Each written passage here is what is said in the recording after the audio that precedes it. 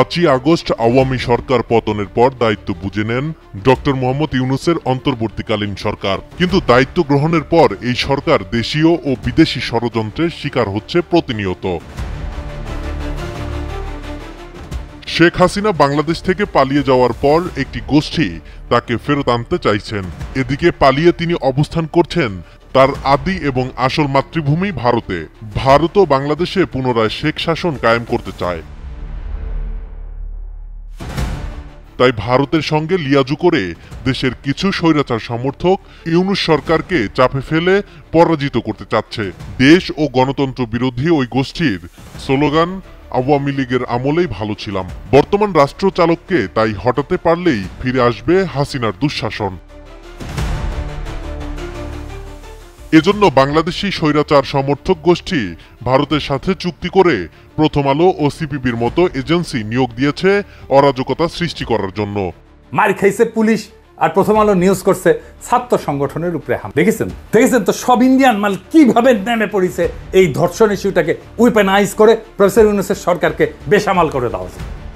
পিনাকি ভট্টাচার্য সম্প্রতি নিজের একটি ভিডিও ব্লগে বলেন, দেশের আইন শৃঙ্খলা পরিস্থিতি ঘোলা করতে প্রধান ভূমিকা রাখছে আওয়ামী লীগ কর্মীরা। পূর্বেও তারা দেশ অস্থির করতে 300 ডাকাত ভাড়া করেছিল বলে প্রমাণ রয়েছে। ক্ষমতাচ্যুত আওয়ামী লীগ ঢাকায় ভয় ও অস্থিতিশীলতা সৃষ্টির জন্য এর চেয়ে জঘন্য কাজ বর্তমানে করছে। তাহলে প্রফেসর ইউনূসের সরকারকে বাম্বু দেওয়ার সবচেয়ে কার্যকর কৌশল কি? আপনি যদি হাসিনা হইতেন কি করতেন? আইন শৃঙ্খলা পরিস্থিতি খারাপ সেটা দেখানোর চেষ্টা করতেন, যত না খারাপ তার চেয়ে বেশি দেখানোর চেষ্টা করতেন, তাই না? পারলেন নিজের টাকা দিয়ে অপরাধীর সাথে চুক্তি করে খুন খারাপি দস্যুতা করতেন, তাই না? ভারতের প্রেসক্রিপশনে তারা এখন জোট করেছে ইসলাম বিদ্বেষী বাম সংগঠন সিপিবি অর্থাৎ কমিউনিস্ট পার্টি অব বাংলাদেশের সাথে।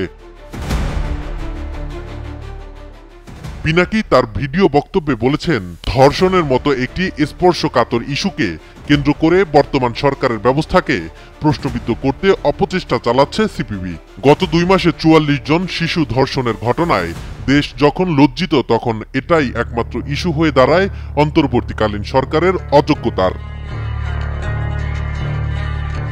এদিকে হিউম্যান রাইটস সাপোর্ট সোসাইটির তথ্য অনুসারে 2020 থেকে 2024 সাল পর্যন্ত গত 5 বছরে বাংলাদেশে কমপক্ষে 6,305 জন ধর্ষণ হয়েছে। শুধু 2023 সালেই 233 জন শিশুসহ 539 জন নারীকে ধর্ষণ করা হয়। তখন কি ভূমিকা ছিল সিপিবির? রাজপথে কি ছিলেন লাকি আক্তার? তখন কি তিনি চেয়েছিল তৎকালীন স্বরাষ্ট্রমন্ত্রীর পদত্যাগ? না, করেনি, কারণ তখন ভারতের আদেশ ছিল না।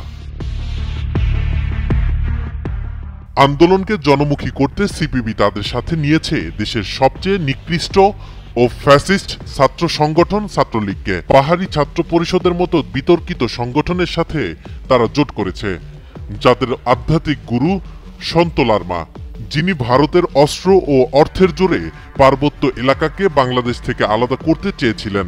তার মানে নাগরিকের পক্ষে আন্দোলনের নামে সিপিবির সঙ্গী ফ্যাসিস্ট সমর্থক ও ভারত সমর্থক।